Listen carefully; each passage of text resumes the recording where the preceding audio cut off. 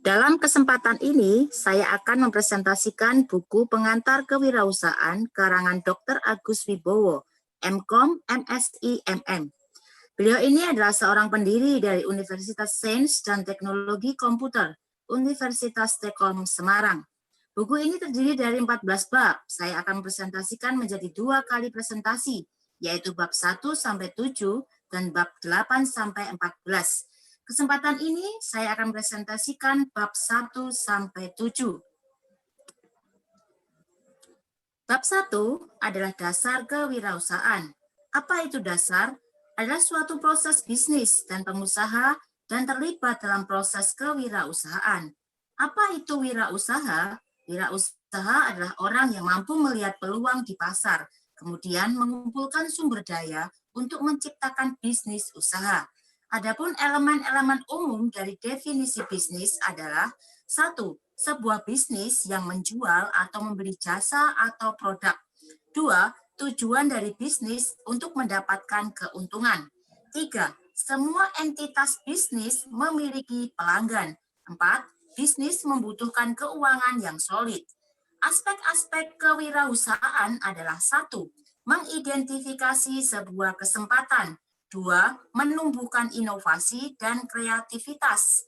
3. Mengumpulkan sumber daya. 4. Membuat dan menumbuhkan sebuah bisnis. 5. Berani mengambil resiko. 6. Menuai hasil. 7. Mengelola organisasi bisnis. Bab 2. Kita masuk peran kewirausahaan di masyarakat. Apakah kontribusi kewirausahaan pada masyarakat? A. Kontribusinya adalah peluang kerja. B. Mempunyai pendapatan akan menimbulkan masalah sosial jadi lebih sedikit karena mendapatkan banyak hasil. C. Tantangan pribadi. D. Perbaikan dalam industri. E. Produktivitas dan pertumbuhan ekonomi menjadi lebih tinggi. F. Peningkatan ekspor dan kurangnya ketergantungan kepada impor. Kewirausahaan akan menciptakan perkembangan pasar-pasar baru jika produksi meningkat. Bab yang ketiga adalah karakter seorang wirausaha. Seorang wirausaha yang sukses perlu mempunyai karakter 1, selalu punya tujuan yang jelas. 2, termotivasi untuk meraih tujuan, ditunjang dengan kepercayaan diri yang tinggi. Yang ketiga, seorang yang berani dan mampu mengambil resiko. 4, ketahanan mental, bisa menerima jawaban tidak namun pantang menyerah. 5, punya inisiatif dan kemandirian. 6, memiliki kemampuan untuk memimpin dan mengelola sebuah usaha. 7, punya pengharapan yang selalu positif dan optimis. 8, berani bertanggung jawab saat membuat keputusan yang salah. 9, memiliki sikap positif terhadap semua tantangan yang ada. 10, menyadari banyaknya peluang-peluang bisnis di sekitarnya. Keluarga wirausahaan. Setelah kita melihat karakter, kita masuk ke dalam keluarga wirausahawan. A. Keluarga harus dilibatkan dalam pemikiran awal saat mau memulai bisnis. B. Keluarga harus setuju jika terpaksa ada risiko pengaturan keuangan yang ketat. C. Aset keluarga mungkin saja akan digadaikan atau uang tabungan akan diinvestasikan dalam bentuk baru. D. Keluarga harus memberi waktu dan tenaga mereka untuk mendukung bisnis dengan upah atau apapun upah itu. E. Pengusaha harus menyadari efeknya bagi dirinya, keluarga, dan orang lain, dan mau menerima resiko pribadi jika kita percaya pada ide bisnis kita. Seorang pengusaha perlu memiliki kemampuan untuk mengkoordinasi bisnis yang dibangunnya, mengorganisir dan menginovasi dan mengambil resiko akan tugas rutin seorang wirausahaan. Menjadi pengusaha adalah mudah sebab penuh tantangan. Pengusaha harus mempunyai kemampuan untuk mengembangkan karakter-karakter yang khusus. Bab keempat, ide bisnis yang berkelanjutan.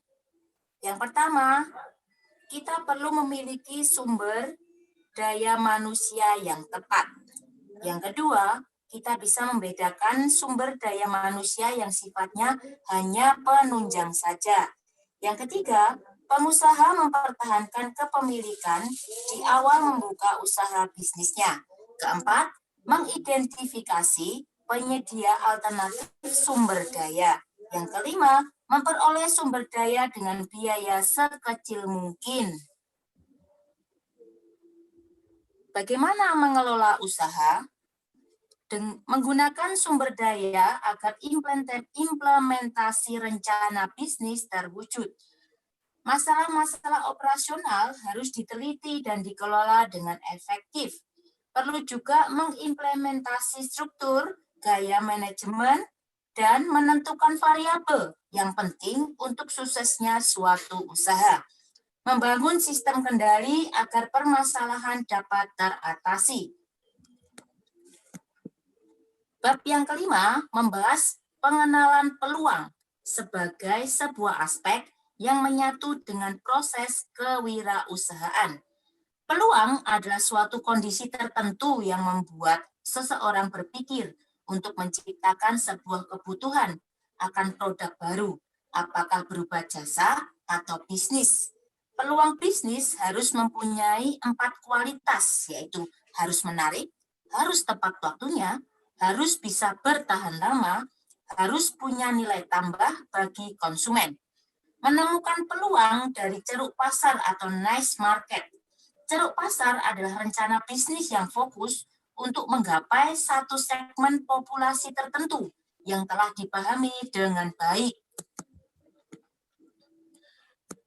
Adapun inovasi dalam kewirausahaan. Inovasi adalah kunci sukses setiap pengusaha. Inovasi bukan hanya ide atau inspirasi menurut Peter Drucker tahun 1985. Inovasi adalah cara baru untuk meraih tugas yang spesifik. Cara membaca peluang atau kesempatan. A. Perlu berpengalaman. Pengusaha punya pengalaman sebelumnya pada industri tertentu. B. Rasa penasaran. Di sini pengusaha harus mau mengeksplor atau menggali satu ide baru agar dapat menjadi peluang potensial. C. Harus inovatif dan kreatif. Bisa berpikir di luar kotak akan menciptakan solusi yang belum pernah terpikirkan orang lain. D. Adanya jaringan kerja. E. Bisa menilai risiko dan motivasi. Bab 6. Mulai usaha dengan ide bisnis. Ada 5 tahapan proses ide bisnis. Pertama, ide bisnis kita. Yang kedua, alasan memulai bisnis. Yang ketiga, mengembangkan ide bisnis kita. 4. Faktor-faktor yang mempengaruhi pada keberhasilan bisnis. 5. Akses sumber daya manusia, yaitu UMK dan UMR. Beberapa alasan memulai bisnis. 1. Untuk mendapatkan penghasilan yang potensial. Yang kedua, menjadi bos bagi diri kita sendiri. Yang ketiga, kita bisa memperkerjakan orang-orang yang sepikiran dengan kita. 4. Meraih kesuksesan, perubahan, dan pengalaman. Apa itu peluang bisnis bagi diri sendiri? Ada beberapa peluang. Yang pertama, mungkin kita bisa buka bisnis kuliner. 2. Bisnis salon kecantikan atau tata busana. Yang kedua, buka bisnis perbengkelan. Yang keempat, buka bisnis biro jasa atau perpajakan. Ada juga hobi yang jadi peluang bisnis. Hobi sebagai YouTuber adalah seorang yang mempunyai konten kreatif di channel YouTube. Secara konsisten mereka membuat, contohnya ada Baim Wong, ada Atta, juga ada Raffi Ahmad. Yang kedua, ada hobi sebagai freelance atau pekerja lepas yang bekerja tanpa adanya ikatan jangka panjang dengan klien atau orang yang memberikan pekerjaan tersebut. Adapun faktor-faktor yang berpengaruh pada keberhasilan bisnis. 1. Ada faktor budaya. Faktor budaya mempengaruhi cara berpikir konsumen dalam memilih satu produk. Yang kedua, ada faktor ekonomi. Karena ekonomi yang berbeda-beda akan memberi dampak bagi kemampuan suatu negara untuk mendukung sebuah bisnis. Yang ketiga, ada faktor hukum dan politik. Yang selanjutnya adalah faktor lingkungan. Bab 7. Mengembangkan konsep bisnis kita. Ide bisnis versus konsep bisnis. Ide bisnis adalah cahaya pertama atau pemikiran bahwa tidak semua orang punya ide itu dan bahwa hal itu akan menjadi peluang bisnis yang besar. Konsep bisnis adalah mendeskripsikan bisnis yang mau kita buat atau produk dan jasa yang mau kita sediakan, pasar yang ada dan kompetisi yang potensial. Komponen-komponen konsep bisnis. Cara pertama dalam mengembangkan konsep bisnis adalah pertimbangan. Dan ada beberapa pertanyaan, yaitu apa yang dilakukan produk barang dan jasa itu? Apa yang membedakan dari barang atau jasa itu? Siapa yang akan membeli? Kenapa mereka membeli? Harga yang tepat dan pas itu berapa?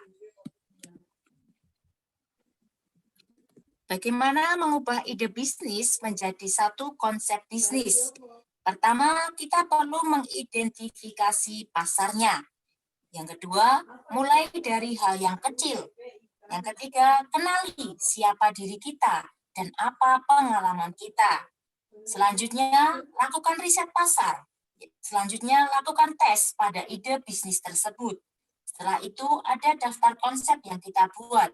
Terakhir, ada kegiatan daftar dari konsep yang kita buat itu. Proses pengembangan bisnis dari Hofstede tahun 2009 terdiri dari 5 langkah. Tahap pertama, kita perlu gali lebih dalam dan beri penilaian tentang ide bisnis kita.